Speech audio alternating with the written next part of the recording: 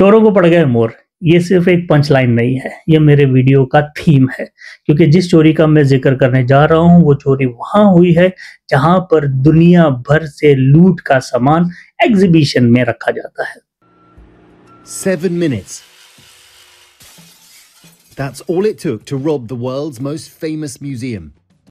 France के low museum में, जहां कभी एशिया और अफ्रीका के हीरे मोती रखे गए थे, आज उन्हीं हीरों को किसी ने चुरा लिया। पूरा सर्कल कंप्लीट हो गया। जिन लोगों ने कभी दूसरों का माल लूट कर अपने म्यूजियम भर दिए थे, आज उनका म्यूजियम ही लूट लिया गया। इसीलिए तो कहा मैंने, चोरों को पड़ गए मोर।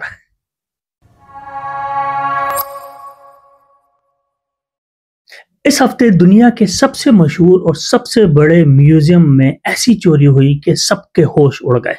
चोरों ने करोड़ों के हीरे मोती चुरा लिए, वो भी सिक्योरिटी के बिल्कुल नाक के नीचे से। और 4-5 दिन हो गए हैं, फ्रांस की पुलिस अभी तक उन चोरों को पहचान नहीं सकी। जो पॉलिटिशियंस हैं, जो पार्लियामेंटेरियंस हैं, उन पर प्रेशर है। कहा जा रहा है कि भाई कुछ करो, मुल्क की इज्जत का सवाल है, दांव पे लग चुकी है इज्जत। और अब इंटरनेशनल मैनहंट चल रहा है, लेकिन अभी तक चोरों की शनाख्त नहीं हो पाई है। इसीलिए कहा जा रहा है कि ये डिकेड की सबसे बड़ी हाइस्ट है। सुनकर लगता है ना कि ऋतिक रोशन की धूम मूवी का कोई स्क्रिप्ट हो, बैकग्राउंड म्यूजिक चल रहा हो। नहीं, यह फिल्म नहीं है मेरे भाई, ये असल जिंदगी में हुआ है। और ये सब हुआ है फ्रांस के लोव म्यूजियम में है, जहां मोनालिसा की पिक्चर भी लगी हुई है। ये चोरी दिन के उजाले में हुई। म्यूजियम टूरिस्ट से भरा हुआ था और सब कुछ 7 से 8 मिनट में खत्म। $102 मिलियन का माल सब ले गए। और ये सब कुछ हुआ मोनालिसा की पिक्चर से कुछ मीटर दूर। ये चोरी सिर्फ बड़ी नहीं थी, उसका स्टाइल और प्लानिंग हॉलीवुड और बॉलीवुड दोनों को फेल कर गया। Lupin, money heist, the Italian job, सब फिल्में पीछे छूट गई। लेकिन आयरनी देखो, जिन यूरोपियन पावर्स ने कभी एशिया और अफ्रीका से हीरे मोती लूट कर अपने म्यूजियम भर दिए थे, आज उनके म्यूजियम से वो लूट दोबारा लूट ली गई है। तो चलिए देखते हैं कि पेरिस में 19 अक्टूबर को असल में हुआ क्या। 10 अक्टूबर को एक मेंटेनेंस ट्रक चुरा लिया गया, पेरिस से तकरीबन 20 किलोमीटर दूर। किसी ने ज्यादा ध्यान नहीं दिया, लेकिन 9 दिन के बाद वही ट्रक लोव के पास देखा गया। सुबह 9:30 पे म्यूजियम खुल रहा था। 3 आदमी ट्रक से उतरते हैं, कंस्ट्रक्शन जैकेट, हेलमेट और हाथ में कंस्ट्रक्शन कोन्स लिए हुए। सबको लगा कि भाई मेंटेनेंस स्टाफ है, ज्यादा ध्यान नहीं दिया। तो 2 लोग ट्रक की लिफ्ट बास्केट में चढ़ाकर अपोलो गैलरी से बालकनी तक पहुंच जाते हैं। गार्ड ने सोचा ये क्लीनिंग हो रही है, चलने दो।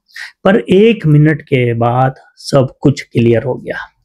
9:34 पर दोनों ने एंगल ग्राइंडर से गिलास काटना शुरू किया और 1 मिनट के अंदर कट। यस, 9:35 पर अंदर और सीधा जाके रॉयल ज्वेल्स का गिलास केस तोड़ा और माल उठा लिया। गार्ड्स ने पहले विजिटर को निकाला, फिर पुलिस को फोन किया। लेकिन लोव म्यूजियम कोई मॉडर्न बिल्डिंग नहीं है, ये एक पुराना महल है। कोई बटन दबा के आप ऑटोमेटिक लॉकडाउन नहीं कर सकते। 9:38 पर जब सब पैनिक में थे, चोर उसी विंडो से जो उन्होंने काटी थी वापस निकल गए। नीचे उनके गेटवे व्हीकल्स रेडी था। ट्रक नहीं, कार नहीं, बल्कि 2 यामाहा T-Max स्कूटर्स। 180 से 200 किलोमीटर की स्पीड वाले ये स्कूटर्स यूरोपियन चोरों की पहली पसंद है। पूरा ऑपरेशन मिलिट्री प्रिसीजन से हुआ, सिर्फ 7 से 8 मिनट। और पीछे छोड़ के क्या गए? एक येलो जैकेट, एक कटर और ट्रक। प्लान था कि ट्रक भी जला देंगे, लेकिन स्टाफ ने रोक लिया। तब ट्रक छोड़ के स्कूटर पर वो निकल लिए। जो ज्वेलरी म्यूजियम से चुराई गई उसमें क्वीन हॉर्टेंस का सफायर और डायमंड सेट, नेपोलियन का emerald gift sets, empress Eugene का पर्ल और डायमंड टियारा का ब्रोच। सब पीसेस कॉलोनियल दौर के जेम से बने थे। श्रीलंका, कोलंबिया और इंडिया के माइंस से निकले हुए थे। और इन्हीं माइंस में गुलामों के साथ क्या सलूक होता था हम सब जानते हैं।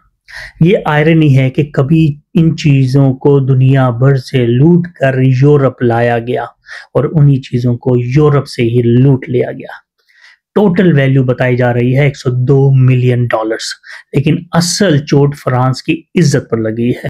हम ये समझ सकते हैं क्योंकि जब ब्रिटिश राज था हिंदुस्तान में, उन्होंने भी हमारे साथ यही किया। कोहिनूर, रंजीत सिंह का थ्रोन, शाहजहां का वाइन कप, बिहार का बुद्धा स्टैचू, सब उनके म्यूजियम में इस वक्त पड़े हुए हैं। तो अगर फ्रांस के म्यूजियम से कुछ चुराया गया है तो हाँ, गलत बात है, नहीं होना चाहिए था। लेकिन मुझे ऐसा लग रहा है ये इनके साथ थोड़ा पोइटिक जस्टिस हो गया है। अब सवाल यह है कि सिक्योरिटी सिस्टम फेल कैसे हुआ। म्यूजियम का जो चीफ सिक्योरिटी है ना, उसने माना कि नेग्लिजेंस हुई है। डायरेक्टर ने भी एक्सेप्ट किया कि कैमरा पुराने थे और सिर्फ एक ही कैमरा था, सिर्फ एक ही, वो भी उल्टी डायरेक्शन में। तो सिस्टम तभी एक्टिवेट हुआ जब चोर डिस्प्ले गेट कार्ड के अंदर आए थे, तब तक सब कुछ खत्म। और आयरनी देखो, सिक्योरिटी टीम वैंडलिज्म से बचने के लिए रेडी थी, लेकिन चोरों के लिए नहीं। जस्ट स्टॉप ऑयल जैसे एक्टिविस्ट पेंट फेंकते थे तो प्रोटेस्ट रोकने के लिए लव म्यूजियम की सिक्योरिटी प्रिपेयर्ड थी। जब असल चोर आए, सिस्टम बिल्कुल अनप्रिपेयर्ड था। अब इस वक्त 100 इन्वेस्टिगेटर्स केस पर लगे हुए हैं। डायरेक्टर ने रिजाइन ऑफर किया लेकिन एक्सेप्ट नहीं किया गया।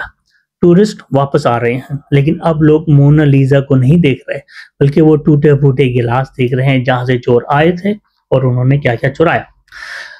तो लव म्यूजियम है ना, उसकी हिस्ट्री बहुत इंटरेस्टिंग है। पहले ये एक रॉयल पैलेस था, फिर रेवोल्यूशन के बाद म्यूजियम बना।